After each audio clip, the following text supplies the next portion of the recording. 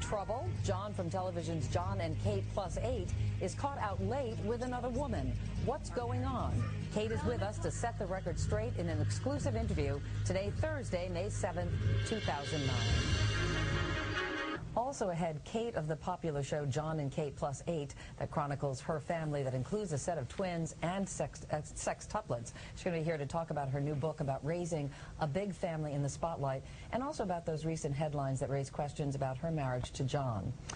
I'm Meredith Vieira along with Matt Lauer, Al Roker, and coming up in this half hour, John and Kate Plus 8. They are the stars of their own reality show that highlights their large family, a set of twins and a set of sextuplets. But in recent weeks, John and Kate have become the subject of some rumors, and this morning Kate Gosselin is here to talk about that and also about her new book, which is a very, very sweet book, nice for Mother's Day, and we're going to speak with her in just a moment. Now, thank you very much. When we come back, 1/10 of John and Kate Plus 8 joins us live in our studio. Kate will talk about raising children and rumors right after these messages. Back now at 8:10. You probably know Kate Gosselin best from the TLC reality show John and Kate Plus 8.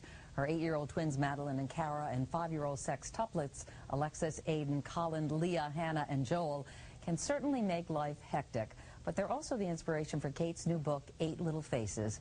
Kate Gosselin, good morning to you. Good morning. I want to talk about the book, but first, there's an elephant in the room. Let's just deal with it and move on. It's been a tough couple of weeks for you and your family. These reports about your husband John and stories, accusations that he's been having an affair. How have you been handling this, Kate? Because it's so public. It is so public, and I think it's one of the things that we did not envision, obviously, when we started our show.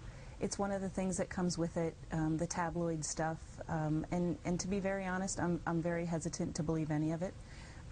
It goes with the territory, and you know, we're dealing with it just like everybody else does. But you know, you're not a shrinking violet for sure. That comes across in the show. So when you started to hear these stories and see the pictures, what did you do? What did you say to John? You know, we're dealing with it privately. It's kind of ironic to say that because we do have a reality show. People see the good, the bad, and the ugly, but there are those things that we keep to ourselves, and we're working through it together, and I think that's the important thing. He was going to be on the show with us, with the kids, but at the last minute you guys decided he would stay home with the kids. But he did want us to read this statement, so I'm going to do that. This is something he asked. He said, "These allegations are false and just plain hurtful. As I adjust to the attention that comes from being in the public eye, I need to be more careful and aware of who I am associating with and where I am spending my time. But the bottom line is I did not cheat on Kate. I am sorry for putting my family in this awkward position, given some poor decisions and bad judgments that I've made recently. I'm working through this difficult time with my family. My family is my top priority." Our kids are centrally in our focus. They always have been. They're very much loved, very well cared for, and that will be how it's going to be. I mean, that's we your love focus? Them. Absolutely, without a doubt. That will never change. Tell me about this book, 8 Little Faces. It's got a lot of advice for parents and moms. What's the best piece of advice you could give to a new mom? The advice to moms, I think, has become my main goal when I'm out traveling, speaking.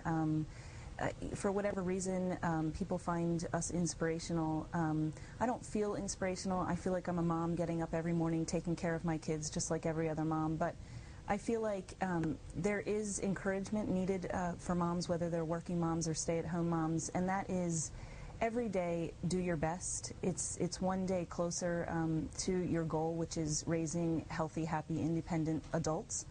And if you make a mistake today, don't let that mommy guilt get to you. Get up tomorrow morning and strive to do better. Yeah, I said to you before in the break that what do? Take it one day at a time? You said, no, really, 1 hour at a time. And sometimes 1 minute at a time. It's just, you know, it's being a mom. It's the best job there is. It's the hardest job there is, in my opinion. So you're starting a new season, the 5th season, actually, of your show. Given all that's happened, is there a part of you that doesn't want to go on with this? Being in the fishbowl, being so much in the public eye? You know, we are living our lives, you know, whether in the public eye or not. So we've always said, come along, capture what you can. It's the realest reality show there is, and come along for the ride. I mean, it's been very encouraging to us to see how people have found us inspiring, and we're not perfect. I am the first one to say it. I make sure always to say it. I don't have all the answers. I'm parenting as I go along. I'm learning as I go along. I'm gleaning information from other people. We have more than the average number of kids, but we're doing our best and learning as we go, just like everybody else. So is the kind of tabloid attention, is that a trade-off that it's worth, doing it just because you want the show? Or I don't think of it in terms of a trade-off. I think of it in terms of it goes with the territory. We knew to expect it. Are we, any more comfortable than the next person? No. You have to remember, take it with a grain of salt. Tabloids pay thousands of dollars for stories. The juicier the story, the more they're paying. So, when you pick up those sort of magazines, is it believable? I don't know. Ask yourself. People are being paid to talk. So, but it's still hurtful, Kate. That's very the thing. much so. Yeah. Oh, without a doubt. I'm not going to sit here and say I enjoy it. I tend to be very thick-skinned. We all know that. But it's hurtful to see, for the sake of my children.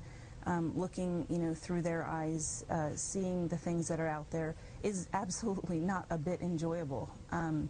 But, we're learning as we go along, and I'm really focusing on our kids, because that's where my focus has been. Everything I do is for them, and so we just need to weather this storm just like all the other storms that we've been through. Do you think you're going to address these issues in the 5th season? The tabloid stories and the family's reaction to them? And no tabloid specifically, no storyline specifically. Obviously, you will see how, different events or different ways that we're dealing with this, but I don't know that we're going to sit down and give, credibility and lay it out there. You'll see, what we feel is healthy and comfortable and safe from our children's perspective. The book is doing extremely well, but you said to me that's not why you wrote it. You wrote it really as a document for your children to have. I wrote Multiple Blessings and 8 Little Faces with them in mind. I honestly do not care if neither one ever sells one copy. I do not. I'm flattered and thrilled that they both hit the New York Times bestseller list, but certainly that was not my goal or my focus. I want my kids to have in writing how I feel about them and how I may not have planned for them, but they are so the best 8 things in the whole world. Kate, it's a pleasure to have you here. Thank you for being Thanks very much. upfront with us as well. Kate Gosselin. And the book is called 8 Little Faces.